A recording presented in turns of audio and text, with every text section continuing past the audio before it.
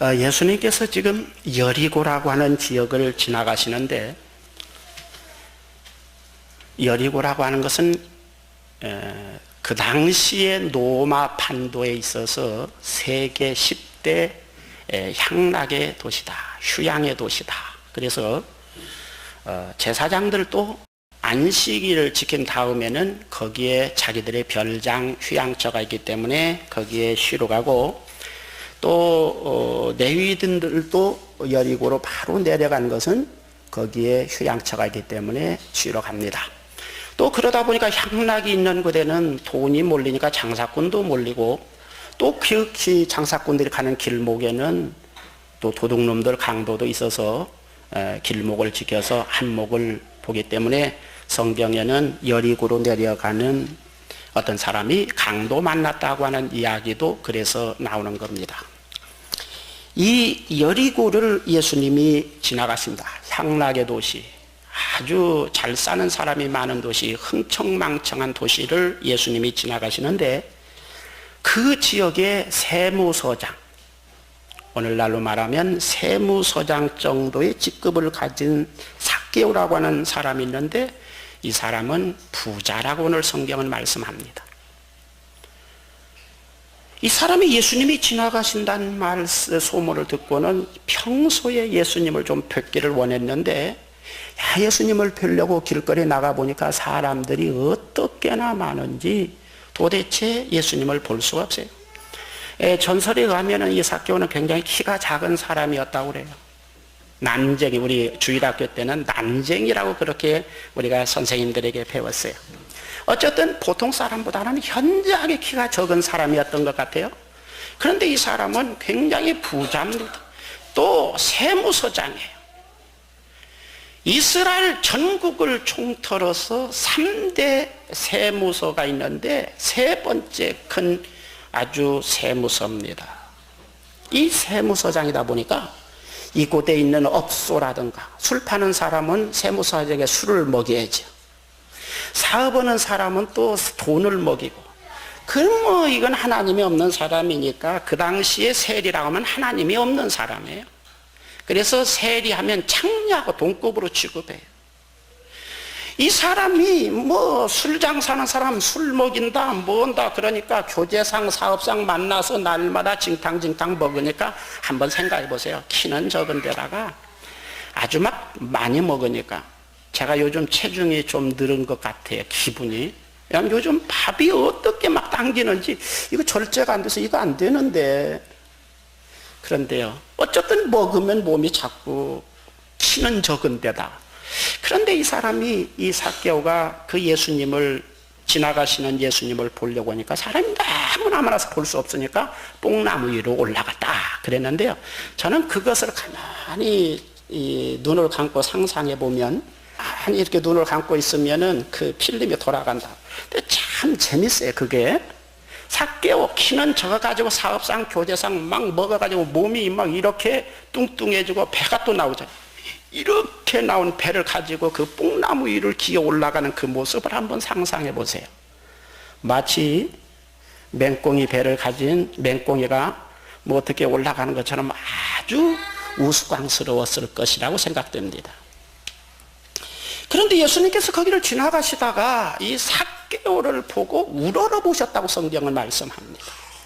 물론 번역상 쳐다봤다 그렇게도 번역할 수 있는 게인데, 그 느낌이라고 하는 것이 좀 높은 사람을 존경하는 의미로 쳐다볼 때 사용하는 용어를 썼기 때문에 그냥 쳐다봤다 그렇게 번역하기보다는 우러러 봤다. 이야, 참 존경스럽다. 예수님께서 보실 때 이야, 저 뚱뚱이 배가 볼록 나온 그리고 짧은 그 손을 가지고, 이스라엘의 가로수는 뽕나무입니다. 무화과나무라든가 그 엄청나게 큰 나무나 막 굉장히 컸을 건데 그걸 껴안고 올라가느라고 거기에 큰 나무에 붙어있는 매미처럼 붙어있는 그 삭개오를 예수님께서 보실 때 야, 너 존경스럽다 그런 마음으로 우러러 보셨다. 그리고는 예수님께서 하시는 말씀이 삭개오야 내려오너라. 내가 오늘 너희 집에 좀 유해야 되겠다. 그리고 예수님께서 그 집에 갔습니다. 그래서 사람들은 수군거립니다. 저 창녀보다도 못한 세리, 그 중에 세리장, 악질적인 저 세리장 집에 아니 뭐 예수님이 뭐 그 집에 들어가? 수군거립니다. 그런데 그 세리장 삭개오는 예수님이 자기 집에 오시자마자 그냥 막 흥분했을 것 같아요. 막 흥분해가지고, 여러분 흥분해, 너무나 좋으면 흥분하면 막 발이 땅에 닿지 않고 무슨 말 하는지도 잘 모르잖아요. 그래가지고 예수님 제가요 내 재산 딱 잘라서 반절은 뭐 가난한 사람들에게 다 베풀어 버리겠습니다. 그리고 재산 남은 것 가지고는 내가 네 것 토색한 거 있거든 4배나 내가 갚아버리겠습니다. 예수님께서 그 말을 듣고 오늘 이 집에 구원이 이르렀다. 이 사람도 아브라함의 자손이다. 할렐루야. 그렇게 말씀하시면서 인자가 온 것은 오늘 예수가 우리를 부르는 소리 찬양하고 딱 걸맞게 의인을 부르러 온 것이 아니라 죄인을 불러 잃어버린 자를 찾아 구원하기 위해서 왔다. 내가 오늘 잃어버린 한 사람을 내가 찾았다. 내가 너무 기쁘다. 그런 의미의 말씀을 오늘 여기에서 하셨습니다. 오늘 먼저 이 말씀에서 좀 밤시간에는 다른 말씀이 아마 주보에 나온 것 같지 않았나 그런데요. 제가 연결해서 2편을 설교를 보통 낮밤에 하는데 오늘은 조금 그래서 그런지 모르겠어요. 밤에 이 말씀을 연결해서 남은 떡을 좀 밤 시간에 좀 먹도록 할 수 있을런지 모르겠습니다만은 오늘 낮 시간에는 삭개오의 이력서부터서 좀 보려고 합니다. 그는 부자였다. 오늘 여기 보니까 그는 부자다. 2절에 보니까 세리장이요 부자다. 그렇게 말씀했어요. 그가 세무서장으로 있는 여리고는 세계적인 향료가 많이 생산되는 곳입니다. 또 굉장히 세계 10대 노마판도 전체를 통틀어서 10대 휴양지, 향락업소가 집중되어 있는 그런 곳이다. 그렇게 알려져 있습니다. 그러니까 이곳 세무서장으로서 이 삭개오는 베레아에서 여리고 일대를 출입하는 물류, 배, 그 당시에는 기차라는 것이 없으니까 트럭도 없으니까 배가 굉장히 운송수단인데 거기에 통관세를 주로 취급하고 또 이런 그 세무서였습니다. 사실인지는 모르지만은 그의 창고, 개인 창고는 길이가 약 60m 정도 되었다. 그런 이야기도 어느 기록에는 있습니다. 여러분, 국가 창고나 한 60m 정도 길이가 되는 창고를 가지고 있는데 개인 창고가 한 60m 정도 된다. 이 사람은 굉장한 부자였다고 하는 것을 알 수 있습니다. 지금이야 여러분들은 저금 통장에 몇 수십억을 넣으면은 60m 창고보다 더 큰 창고를 여러분은 주머니에다 가지고 다니겠지만 그 시대는 실질적으로 현물을 보관해야 되는 때이기 때문에 그렇단 말이에요. 그 다음에 그는 출세한 사람이었습니다. 요즘 말로 말하면 서울대학교를 나오지 않고도 서울대학교를 나온 사람을 밑에다 거느리면서 그냥 부리는 그런 사람이었어요. 그는 출신이 비천한 유대인과 이방인의 잡종이었다고 합니다. 그래서 거기에다가 또 키가 적으니까 자기 열등감을 보상하기 위해서 못 배운 데다가 또 그 당시에 이스라엘 사람들은 이 잡종, 좀 이런 사람들은 개처럼 취급했는데 사유로부터 개처럼 취급을 받는 그 사람이 공부도 제대로 하지 못한 사람이 세무서장이 되어가지고 그 밑에 아주 대단한 사람들을 다 거느리고 있는 떵떵거리는 굉장히 출세한 사람, 요즘 말로 말하면 개천에서 용난 사람입니다. 그 다음 그는 권세도 있었습니다. 세무서장, 요즘 안산 세무서장 정도가 아닙니다. 그 시대의 노마는 직접 세금을 걷지 않습니다. 왜냐하면은 식민지로 자기들이 세계 4분의 1 정도를 노마가 지금 그 시대에 장악하고 있었는데 자기들이 정복하고 있는 이 나라의 반감을 완화시키기 위해서 절대로 자기들이 세금을 걷지 않습니다. 그래서 현지인, 자기 그 나라 백성으로 하여금 세금을 걷어들이게 합니다. 그런데 합법적으로 한 6대4, 뭐 어떤 기록에는 5대5, 뭐 이런 정도. 너 10개 걷어가지고 우리한테 6개 내고 너 4개 네가 먹어. 100, 뭐 얼마든지 네 맘대로 걷어라. 그런데 만약에 그 자국인이 우리나라 일본 앞제비 하면 지나가더라도 막 돌멩이 던지고 뭐 그래. 근데 눈만 흘겨도 만약에 저놈이 내가 지나가는데 눈 흘겼다 그러면 노마의 세기를 지배한 그 강한 군대력을 가진 노마가 이 새끼 너 왜 그 어르신네에게 눈을 겼어? 뭐 이런 정도로 무시무시해서 속담에 산에는 곰이 있고 우리 동네에는 세리가 있다. 얼마나 세리가 무서운지. 세리 하면 그 당시에는 아주 뭐 함부로 할 수 없는 노마의 대리자입니다. 그러니까 굉장한 권력도 가지고 있고 끝발을 가지고 있는 사람입니다. 아주 서슬이 파란 칼 자루를 딱 들고 버티고 사는 사람. 그는 또 그러나 그는요, 오늘 그를 가만히 보면 그는 고독하고 뭔가 가슴에 내적인 고민을 가지고 있는 사람입니다. 유대인들은 정복국가인 로마에 빌붙어서 선민을, 이스라엘 백성을 착취하는 세리를 항상 성경은 창녀와 같이 왔다 갔다 합니다. 그래서 항상 창녀와 세리, 창기와 세리.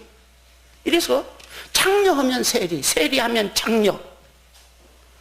그렇게 두 사람은 마치 그 레벨 수준이 똑같은 사람이야. 사회적인 계급이 말하자면 인식으로 볼 때에 그렇게 취급을 하는 그런 사람이에요.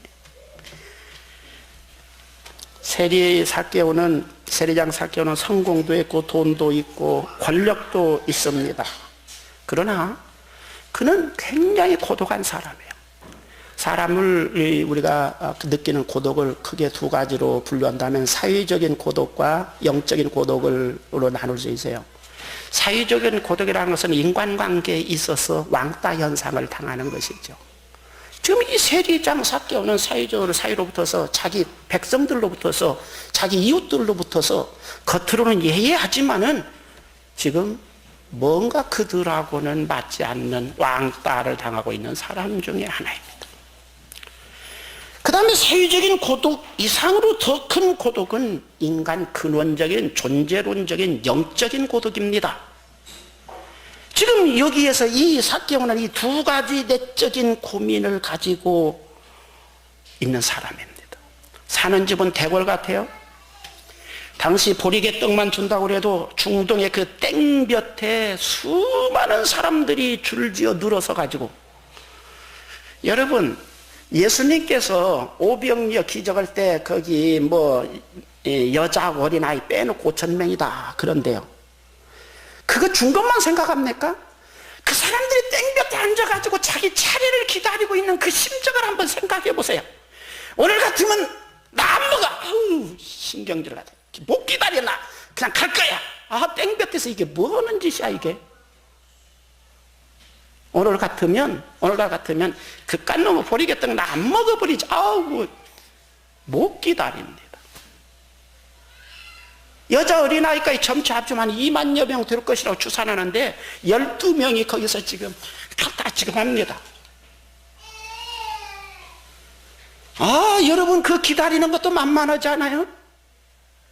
요즘 우리 말이죠, 승용차 왜 자꾸 타고 다니냐면 어디 가서 저부터도요, 서울 한 번씩 나가가지고 이거 기다리는 것 사람 환장하겠어요. 그래가지고 차례 차 끌고 가지, 아이고 기다리는 것 때문에 나 못하겠다 이거지. 근데 그 보리개떡 좀 먹으려고 그렇게 땡볕에 나무가 있어요. 뭐에 덜 뻔해. 그냥 거기 죽치고 앉아있는 그런 사람들에 비해서 이 사개오는 너무나 기름진 것으로 뭐 배가 지금 뭐 불러서 못 먹지 모자라서 못 먹지 않는 그런 풍요로운 삶을 의식주로 누리며 삽니다.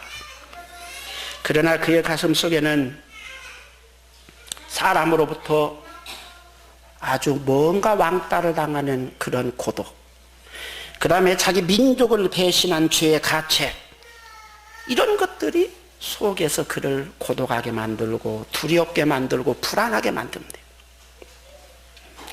겉으로는 화려하고 의리의리합니다. 겉으로 볼 때는 정말로 없는 것 없이 다 갖춘 사람입니다. 뭐 길거리에 가면 어때요? 뭐 요즘 뭐 제일 좋은 차가 얼마나 되는지 모르지만 저 다이아나비, 영국 황태자 다이아나비가 타고 다닌 차는 한 10매덕 정도 되는 차라고 그럽니다. 10매덕 되는 차 쫙 타고 한번 길거리를 누벼보세요. 이 동네 아파트 한 몇 채 그냥 그거 깔고 앉아서 그냥 쫙 어때요? 폼 나지 않아요? 겉으로 볼 때는 폼이 나는 것 같아요. 아주 당당합니다. 큰 소리를 뻥뻥 칩니다. 그러나 그의 가슴 한쪽에는 인생이 무너져 내리고 있는 거예요. 그래서 예수님이 지나가신다는 소식, 그 소문 듣자마자 만사가 제키고 그냥 뭐 자기하고 약속된 모든 약속을 다 홀딩하고 그냥 뭐 사람 체면이고 뭐고 없어. 그냥 그 뽕나무 위로 기어 올라가는데 정말 창피하잖아요. 그거 체면. 나 같아도 체면 차려서 못 올라갈 거예요. 그 올라가가지고 쥐새끼처럼 지금 쭉 이렇게 쳐다보고 있는 삭개오를 한번 생각해 보세요. 사람에게는 성공의지와 보람의지가 있다고 합니다. 사람에게는 눈에 보이는 주머니도 있지만 눈에 보이지 않는 주머니도 있습니다. 눈에 보이는 주머니, 돈을 아무리 채워도 눈에 보이지 않는 가슴에 있는 보람 주머니를 채우지 못한 사람은 시간이 가면 갈수록 나이를 먹으면 먹을수록 허물을 느끼고 고독을 느끼고 인생 사는 게 뭔가 그걸 느낀다고 합니다. 삭개오는 눈에 보이는 돈주머니는 가득했습니다. 그러나 그의 가슴 속에 있는 보람주머니는 텅텅 비어 있었습니다. 사람은요, 이 주머니가 찰 때 행복을 느낍니다.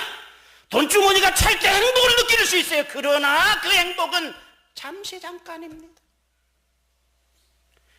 진정한 행복이라고 하는 것은 가슴 속에 있는 이 보람주머니가 채워졌을 때 그 행복이 오래 갑니다. 이 삭개오는 돈주머니는 채웠어요. 눈에 보이는 주머니는 채웠는데 가슴에 있는 이 주머니가 텅텅 비어 있습니다. 그래서 그는 돈을 벌면 벌수록, 권세를 부리면 부릴수록 더 허무하고 고독합니다.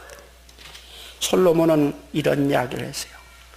내가 권력도 누려보고 1000여 명의 예쁜 아름다운 여자들을 데리고 살아보고 없는 것 없이 헐짓 못짓 내가 다 해봤지만 인생을 총결산해서 평가한다면 헛되고 헛되고 헛되니 또 헛되다.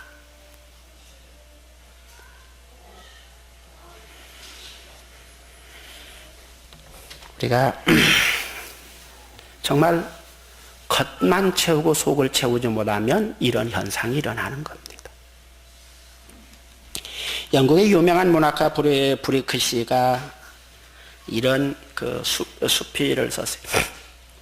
자기가 세계를 여행하는데 미국을 여행하는 중에 이 부두에 나가니까 많은 사람들이 자, 안녕히 가세요. 또 만나요. 그리고 막 그냥 모든 사람은 그 옛날 지금부터 우리 어렸을 때만 해도 저 부산 부두나 어디 가면 막 껴안고 울고불고 했잖아요. 어디 가면. 막 부두에서 껴안고 막 울고불고 막 그런데 아이고 문득 생각해 자기는 너무나 쓸쓸해요. 혼자 누가 손 흔들어 주는 사람도 없고 너무나 고독하고 그 사람들이 너무나 부러운 거예요. 그래가지고 보니까 마침 그 역에 그 부둣가에서 뭐 요즘 말은 뭐랄까요? 뭐 구두를 닦는다든가 뭐 조그만 길가에 앉아서 뭐 파는 아이가 있더래. 그래서 야, 이리 와라. 그래가지고 너 10불 벌고 싶지 않니? 10불이요? 어떻게 하면 버는데요? 내가 10불 줄게. 내가 저 배 타러 갈 때 손 좀 열심히 흔들어. 그래서 그래서 돈을 주고는 가서 자리에서 흔들고 가서. 그런데 그 사람이 그 버릇이가 나중에 쓴 글을 보면은 돈을 주고 손을 흔들으라고 그래서 손을 흔드는 그 소녀를 보는 순간 더 가슴이 더 쓸쓸하고 고독했다. 그렇게 됐어요. 사랑과 인정이 없는 그냥 어떤 돈으로 사고 팔아서 뭐 어떤 정을 표시하는 거, 사실은 뭐 그것도 형식으로 볼 때는 굉장히 뭐 사랑이 있고 뭐 그런 것 같지만은 오히려 더 쓸쓸하고 고독하게 만든다 이거죠. 고독과 허무는요, 인생을 막가파로 만듭니다. 세계에서 우리나라 40대가 제일 많이 죽는다. 지난 얼마 전에도 이야기했지만 왜 그렇게 죽나? 나는요, 우라통 터져 죽는다고 씁니다. 글을. 우라통이 터져서 죽는 거예요. 그거 지금 많이 죽는 건. 교통사고 나서 많이 죽습니다. 교통사고 그 중에 제일 많이 죽는 사람이 40대입니다. 자, 강남의 비싼 하루 저녁에 100만원, 200만원 술자리에 대다수 가서 앉아있는 사람들이 대다수 돈 있고 권력도 가진 그런 사람들. 그리고 그 집 아들들이 밤 1시, 2시 노대오 거리 저 신사동 골목을 다들 누비고 있습니다. 막가파 될 대로 되라. 마구 먹고 마구 즐기고 그냥 생명 있는 동안 그냥 먹고 마시고 즐겨. 에이, 될 대로 되라. 마구잡이로 인생을 살게 만드는 것이 가슴을 채우지 못한 고독한 사람들의 문제입니다. 그래서 그들은 술을 마십니다. 어떤 사람은 일을 열심히 합니다. 그것을 잃어버리려고. 어떤 사람은 마약도 복용하고 뭐 이런저런 모임에도 열심히 쫓아다니고 이 여자 저 여자 야구 이 여자 저 여자 먹고 집적 때문에 계집들도 하고. 그런다고 해서 이것이 없어집니까? 집에 돌아와서 자리에 누우면은 더 고독해지고 억장이 무너지는 것이죠. 누군가는 이런 이야기를 했더라고요. 늘 젊은이는 미래에 대한 두려움으로 불안하고 고독하다. 늙은이는 죽음의 눈앞에 바짝바짝 다가오는 죽음의 두려움으로 고독하고 불행하다. 홀로 사는 독신자는 짝이 없어 고독하고, 결혼해서 함께 사는 사람은 함께 사는 그 사람하고 뭔가 갈등 때문에 이해하지 못하는 그것들 때문에 고독하다. 그래서 뭐라고 그래요? 혼자 사는 것이 뭐라고 그래요? 상팔자라고 그래요. 유식한 사람은 아는 것이 많아가지고 생각이 복잡해서 고독하고 복잡하고, 무식한 사람은 삶이 너무나 단조로워서 고독하고 불행하다. 다시 말하면 겉으로 뭐 돈이 있다 없다, 늙었다 젊었다, 가정을 가졌다 안 가졌다, 그것이 행복 불행의 기준이라든가 척도가 아니다. 그래서 파스칼은 이런 인간의 고독을 하나님만으로만 채워야 되는 그 공간을 채우지 못했기 때문에, 그 구멍을 말이죠, 이 하나님으로만 메꿀 수 있는 것을 돈으로 메꾸려고 하니까, 그 권력으로 메꾸려고 하니까, 다른 것으로 메꾸려고 하니까 인간은 불행해진다고 말한 겁니다. 오늘 사개오는 이러한 고독을 가진 사람을 대변하고 있어요. 그래서 예수님을 찾아온 거예요. 어떻게든지 뭐 체면이고 뭐고 뭐 사회적인 지위고 세리장이고 뭐고 어른이고 뭐 이런 거 전부 다 체면 다 팽개치고 내가 예수님을 오늘 만나야 되겠다, 오늘 예수님을 꼭 만나야 된다, 그래야 이 문제가 해결된다고 하는 확신을 가지고 있었기 때문에 그는 거기 올라간 거예요. 할렐루야. 구원이라는 게 뭐냐? 오늘 주제가 제목이 구원에 이르는 신앙입니다. 여러분, 구원이라는 게 뭐냐? 그럴 때 나는 근본적인 회개는 가치관이 바꿔지는 것이 근본적인 회개라고 나는 주장합니다. 내가 쓰는 신학 이론에는 뭐 내가 이거 잘못했습니다. 그건 회개가 아니에요. 그건 불교인들도 하는 겁니다. 하나님을 중심에서 성경에서 가르치는 가치관, 인생관이 그 가슴에 새겨지지 않은 한 이 사람은 구원이 없습니다. 이 삭개오는 구원자 되신 예수님의 소문을 들었어요. 지나가신다는 소식을 들었습니다. 그 예수님을 만나기 위해서 보기 위해서 뽕나무 위로 올라갑니다. 그 자체를 뽕나무에 올라가 있는 그 자체를 예수님은 우러러 보십니다. 그리고 오늘 내 집에 들어가서 좀 쉬어야 되겠다. 예수님이 좀 쉬실 만한 곳입니다. 삭개오는 소유의 절반을 잘라서 가난한 자들을 위해서 나누어 주겠다. 그리고 토색한 것이 있거든 4배나 갖겠다 그랬습니다. 그런데 여기서 토색한 것이라고 하는 거, 헬라 원어에서는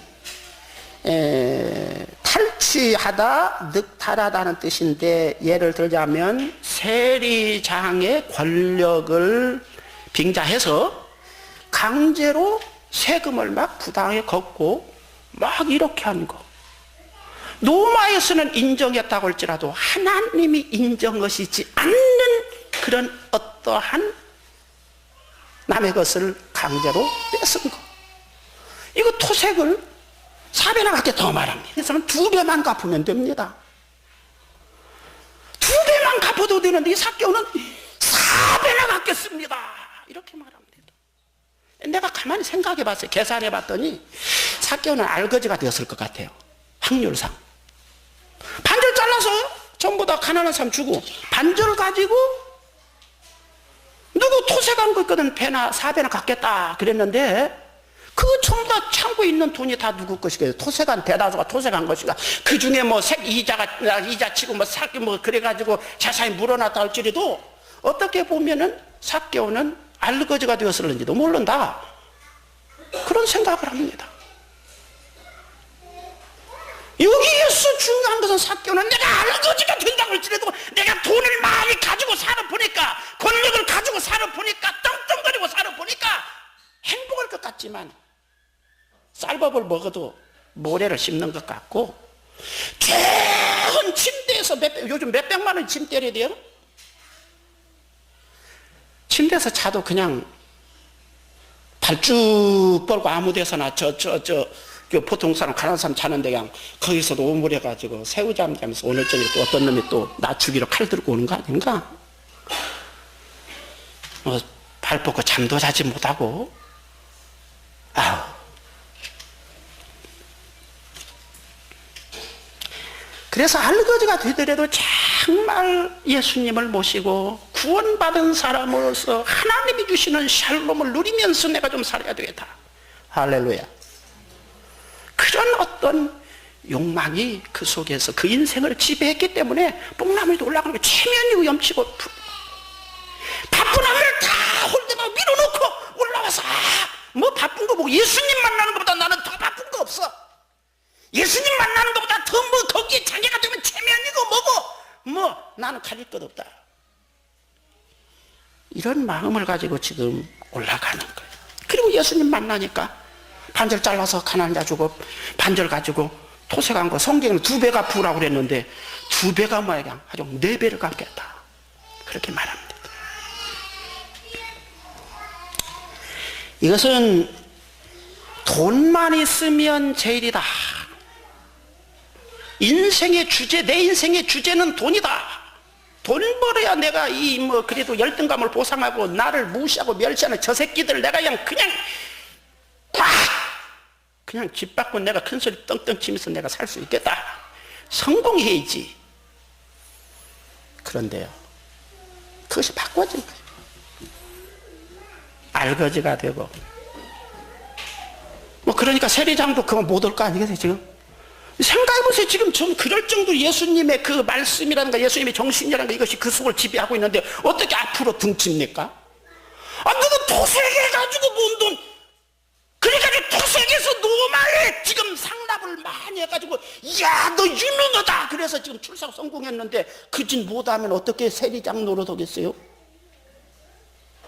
삶의 근거가 다 그냥 끈 떨어진 매처럼 다 떨어져 버린 거예요. 그래도 자기 인생관을 지금 몇십 년 동안 살아본 인생을 총정리할 때 다시 해처모여를 한 거예요. 돈만 있으면 세상에서 출세하고 성공하면 제일이라고 하는 인생관과 세계관이 바뀐 겁니다. 이것이 회개다운 회개입니다. 이걸 회개다운 회개라고 하는 거예요. 여러분, 여기에서 이 본문에서 성경에서는 이 삭개오가 정말로 이 재산을 팔아서 가난한 자에게 나눠 줬느냐 안 줬느냐, 정말 토색한 것을 4배나 갚았느냐 안 갚았느냐, 그런 문제는 취급하지 않아요. 성경은 대다수가 신약은 그런 문제를 취급하지 않습니다. 정말로 중심으로 그렇게 변화되었다면 갚았을 것이 분명하지만 그러나 그것을 취급하지 않아요. 정말 내 마음에서 거짓 없이 하나님이 불꽃 같은 눈으로 보시는, 중심을 보시는 그 하나님 앞에 진실한 결심을 했느냐, 이걸 중요시하는 겁니다. 알았습니까? 다시 말하면 여기에서 말하자면 내가 돈을 많이 가지고 있다고 할지라도 하나님 중심의 인생관과 가치관을 가지고 살고 있느냐는 겁니다.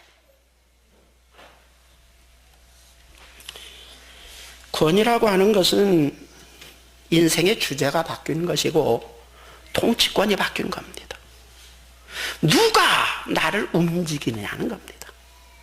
내가 뭐 때문에 왔다 갔다 하느냐는 겁니다.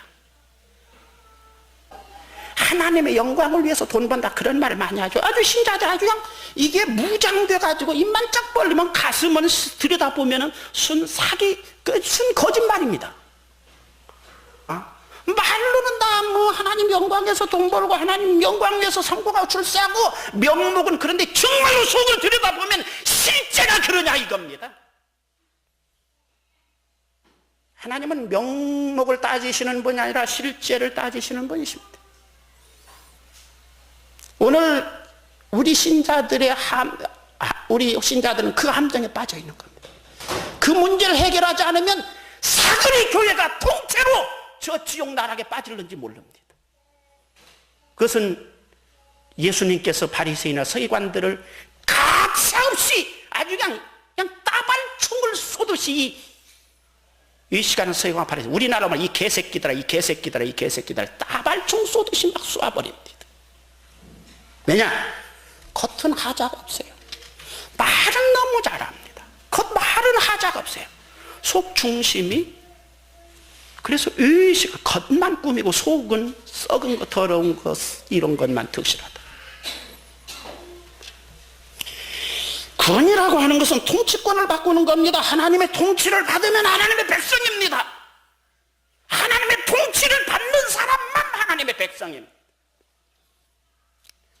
우리는 신앙생활을 정코스에 들어가는 순간 주여, 퀴리오스라고 그래요. 왕이란 말이에요. 내 인생을 실제적으로 지배하시는 분이시다. 로마 시대 이 성경이 쓰여질 때 주라고 하는 말은 노예가 실제적으로 있던 시대입니다. 우리는 지금 노예가 없으니까 머슴 정도 생각한다. 머슴이 아니에요. 노예는 주인이 가라면 가고 그냥 마음에 안 들면 그냥 죽여도 아야 소리도 못 올 만큼. 아야 소리 그게 있다면 네 새끼까지 다 죽여버릴 거니까 네 새끼라도 살려면 아야 소리 하지 말고 그냥 죽어. 그러면 그냥 아무리 겉으로 이를 깡물고 그냥 신음소리 하나도 하지 않고 죽어야 되는 거, 이게 노예라. 둘러서.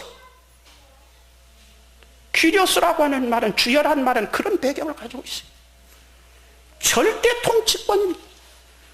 정말 하나님만이 오직 천지 만물을 창조하시고 나를 구원하신 그 하나님만이 나를 움직이시는 분이시다.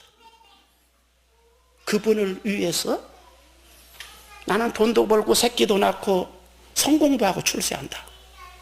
이것이 기독교 인생관입니다. 오늘 우리는 빛이 바래도 너무나 빛이 바래가지고, 여러분 오래되면 빛이 바르잖아요. 이거 옷이 색깔이 바른데 이 구원이라고 하는 이 하나님의 통치 주권이라고 하는 빛이 바래도 완전히 너무나 바래버린 거예요. 이거 다시 물을 들여야 됩니다. 하나님께서 마치 하나님과 우리를 아버지와 자식으로 생각할 때 부모가 자식이 성공도 하고 부자로 살기를 원합니다. 믿습니까? 뭐 그거는 보통 아멘 크게 하던데 성공도 하고 출세도 하기를 원하셔. 그러나 그놈이 성공에 출세해가지고 그전에는 자기 아버지가 부모님이 위대하게 보였는데 이제는 출세 보니까 아버지가 시시해가지고 구닥다 아래가 생각해요. 아버지는 잔소리 좀 하지 마세요. 아이 뭘 모르셔. 그냥요 제가 밥 갖다 드리면 고기 반찬 드리면 그냥 잡수시고 그냥 찝소리 말고 골방에 계세요. 언제부턴가 이 자식이 아버지에 대해서 이런 태도로 나오고, 그 다음에 이제 돈이 많고 막 그러다 보니까 처자식도 몰라보고 가서 그냥 이 여자 예쁜 여자만 있으면 그냥 막 그냥 환장해가지고 그냥 술집고 뭐 그냥 누비고 다니고, 이 지경이 된다면 그 아버지는 저 새끼 쫄딱 망해서 망해야 되는데 그러지 않겠습니까? 하나님은 우리가 잘 먹고 잘 살기 원하시고 부자 되기 원하고 성공하기를 원하시지만 하나님 앞에 뭔가 이게 하나님 보실 때 이게 맞지 않을 때는, 정도에 지나치게 잘못할 때는 망하기를 원하십니다. 문득 태도 조세영이가 생각납니다. 조세영이 알죠? 태도? 너무나 큰 도둑놈이라서 모르는 사람은 간첩일는지 모르지. 태도. 전도를 받고 감옥에서 얼마나 예수님을 잘 믿었는지 그의 별명이 조전도사님. 너무나 막 열심히 만나기만 하면 예수님 그 전도사님이야 별명이. 나와가지고는 그 감옥에 있을 때 소문이 너무나 나가지고 그 전도한 그 전도 그 감옥 전도하시는 이런 분들이 볼 때, 이야, 그래서 이 사람에게 좀 새삼을 줘야 되겠다 해서 젊은 어떤 처녀가, 야, 내가 그분하고 결혼해가지고 살겠습니다. 그래가지고 대학도 졸업한 아주 올드미, 나이는 좀 들었지만 처녀인 아주 상당한 여자가 결혼해서 아들까지 낳았어요. 새콤이라고 그래요? 새콤이라고 그래요? 새콤달콤이라고 이제 새콤이라고 이제 그 도둑 뭐 하는 거 있잖아요. 새콤이요? 새콤인지 어쨌든 간에 통했으면 됐어. 거기에서 매달 200만 원씩 죽을 때까지 약속했답니다. 왜냐하면 당신 같은 사람이 휘죽고 다니면 이거 우리 날마다 보상하고 뭐 왔다 갔다 하고 비상 걸리고 그러니까 또 그래서 200만 원씩. 웬만한 사람 200만 원 정도 되면 그냥 뭐 좀 부족하지. 또 이 양반 너무나 소문 나가지고 간증을 다니는데 뭐 어쨌든 교회마다 그냥 줄 섰어요. 막 줄 서가지고 그래가지고 막 간증 다니는데 그것도 수입이 만만하지가 않아. 따지고 보면 또. 그냥 일본으로 선교로 갔는데 선교로 가가지고 왜 도둑질해? 막 밤에 가서 선교로 갔나 그 집에? 도둑질하면 또 안 잡혀야지. 안 잡혀 하나님의 영광이 드러날 거 아니야. 잡히면 얼마나, 저도 묵사발 되지만 하나님도 정말. 그런데 하나님이 잡히시게 한 것 같아요. 그대로 날 안 잡히면 계속해서 하나님이 보아서 조세영 만세 그럴 줄 알고, 그러니까 아마 사랑하셔서 잡히게 해서 또 감옥에 가서 또 예수님 다시 믿게 하려고 그랬나 봐.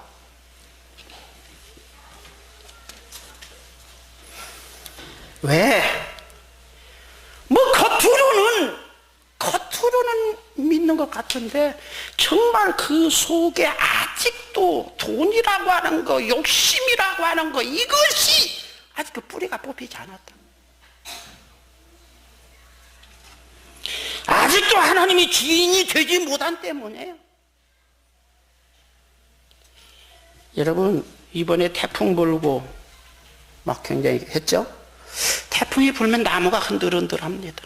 가지도 딱 흔들고 막 난리가지. 그래도 삽니다. 몸만 안 흔들리면, 뿌리만 흔들리지 않으면 산다고요. 성도가 세상에서 돈바람, 여자바람 뭐 이것저것 많이 붑니다.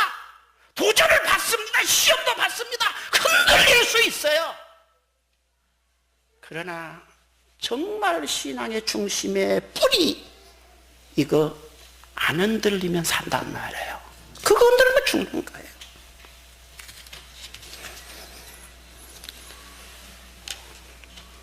돈을 버십시오. 성공도 하세요. 뭐 여기 삭개오는 특별한 데니까 삭개오같이 여러분들이 다 할 필요는 없지만 여러분의 인생관이나 가치관은 돈이 뭐냐? 그거 아무것도 아니다. 정말 하나님 없이는, 주님 없이는 나는 돈이 있어도 불행하다. 주님이 계시고 그 뒤에 쫙 백리밖에 돈이 느껴져야 돈이 있어도 이게 복입니다.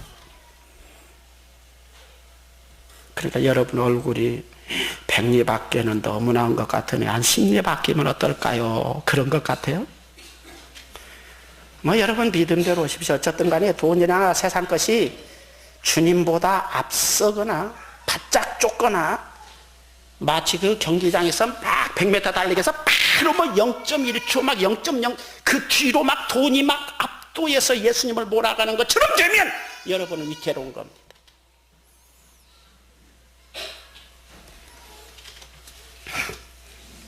돈을 버시고 성공도 하십시오. 세상을 열심히 사십시오. 그러나 구원받은 사람은 주님이 여러분 인생의 중심이 되어야 됩니다. 마음이 흔들리지 않아야 됩니다. 설사 흔들린다고 할지라도 뿌리가 뽑히지 않아야 됩니다. 영생이라고 하는 것은 주님이 내 안에 오시는 것입니다. 요한복음 1장 12절에 영접하는 자 곧 그 이름을 믿는 자들에게는 하나님의 자녀가 되는 권세를 주셨으니, 주님이 내 안에 오실 때 하나님의 생명을 가지고 왔다는 겁니다. 성령의 역사하심 속에서. 이걸 우리는 영생을 얻었다고 말합니다. 구원이라고 하는 것은 다시 말합니다. 주인이 바뀐 겁니다. 구멍가게도 주인이 바뀌니까요 분위기가 달라졌더라고요. 구멍가게도요 주인이 바뀌니까 품목이 바뀌어졌어요. 그전에는 곰탕이고 뭐고 막 했는데 이번에는 우리 집은 갈비탕만 한다 뭐 그런다든가. 구원은 예수님이 내 안에 오셨기 때문에 인생의 컬러가 바뀌는 거예요. 분위기도 바뀌고요. 생각의 분위기 이런 것들이 다 바뀐 겁니다. 믿습니까? 장자크 루소는 이런 말을 했어요. 사람들은 10대에는 과자의 노예로 살고 20대는 연인의 노예가 되어서 살고 30대는 쾌락의 노예가 되어서 살고 40대에는 야심의 노예가 되어서 살고 50대는 탐욕의 노예가 되어서 살고 60대는 먹는 것, 혓바닥의 노예가 되어서 살고 70대는 죽음의 공포의 노예가 되어서 산다 했는데, 자, 나는 무엇의 노예로 사나 한번 생각해 봐야죠. 내 주인은 누구신가? 이거 생각해 봐야죠. 누가 나를 움직이시는 분인가? 내가 오늘 왔다 갔다 하는데 무엇 때문에? 최종적으로 제일 위에서 명령을 내리시는 분이 누군가? 이것을 좀 점검해서 그것을 잘 좀 정돈해서 살기를 주의 이름으로 축원합니다. 주님께서 주님을 주인으로 모시면 그분이 우리가 생각할 때는 손해를 끼치시는 분 같지만, 나를 괴롭게 하고 복잡하게 하고 정말 얽매이시는 분 같지만, 그분이 나를 인도하시고 돌보시고 결정적으로 죽을 고비를 만났을 때에 돌파케 해주시고 죽을 병 들었을 때 고쳐주시고 우리의 필요도 이 세상에 사는 동안 채우시는 줄로 믿습니다. 뿐 아니라 하늘나라까지도 들어가게 하십니다. 이런 신앙을 갖기를 주의 이름으로 축원합니다.